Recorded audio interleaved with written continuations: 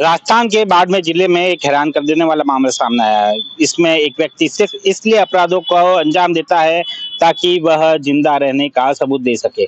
आपने बॉलीवुड की प्रसिद्ध फिल्म जॉली एलएलबी तो देखी ही होगी, जिसमें अक्षय कुमार वकील होते हैं और उनके पास एक फरियादी आता है जिसका मृत्यु प्रमाण पत्र बन चुका है और उसे मृत घोषित कर दिया गया होता है। कोर्ट में उसका केस चल रहा होता है। जब वह कोर्ट में पहुंचता है तो जिंदा रहने के सबूत के लिए वह लड़ाई लड़ता है। जब यह साबित नहीं हो पाता तो वह कोर्ट रूम में ही अपनी जान लेने की कोशिश करता है। ऐसे में जज द्वारा उसे पुलिस के हवाले कर दिया जाता है और इसे गिरफ्तार कर लिया जाता है।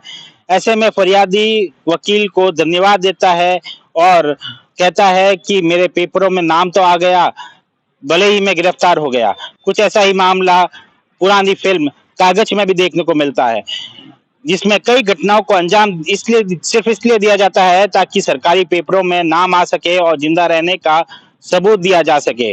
अब यह फिल्म का सीन रियल में भी सामने आ चुका है राजस्थान के बाड़मेर जिले में।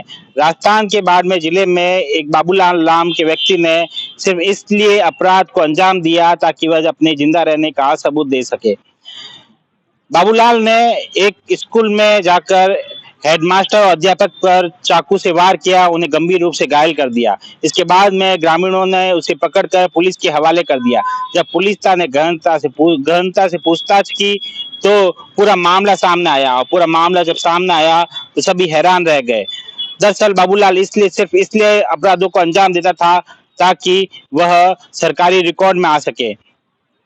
उसे इस बात की जानकारी मिली थी कि उसका मृत्यु प्रमाण बन चुका है और इसके चलते उसके मन में डर था कि उसका मृत्यु प्रमाण पत्र बन जाता है तो उसकी जमीन जायदाद कोई हड़प सकता है।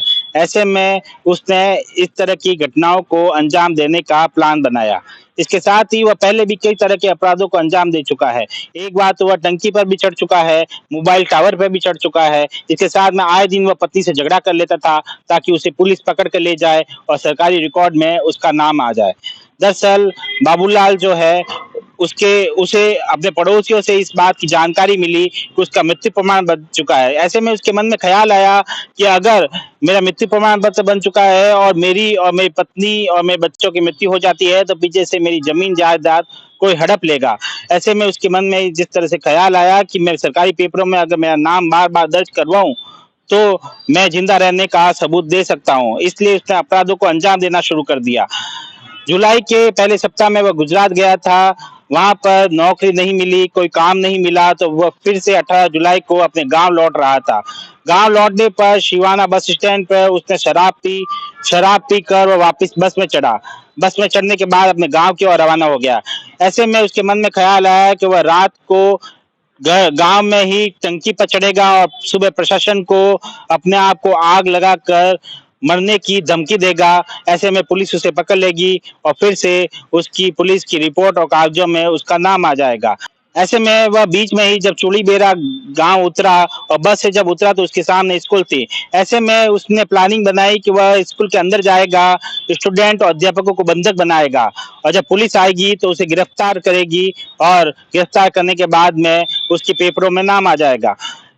लेकिन जब वह स्कूल में गया और स्टूडेंट और अध्यापकों को बंधक बनाने का प्रयास किया तो उसने ग्रामीण वहां पर इकट्ठे हो गए। मौजूद ग्रामीण ने उसे पकड़ने की कोशिश की। ऐसे में बाबूलाल घबरा गया और वहां से भागने की कोशिश करने लगा। इसी बीच उसने हेडमास्टर और अध्यापक पर चाकू से हमला कर दिया, जिसे उसने बीच रास्ते में बस में सफर करने के दौरान बीच में उतरकर एक पेट्रोल पंप पर उसने चाकू खरीदा था। उसी चाकू से उसने वार किया जिससे हेडमास्टर और अध्यापक गंभीर रूप से घायल हो गए।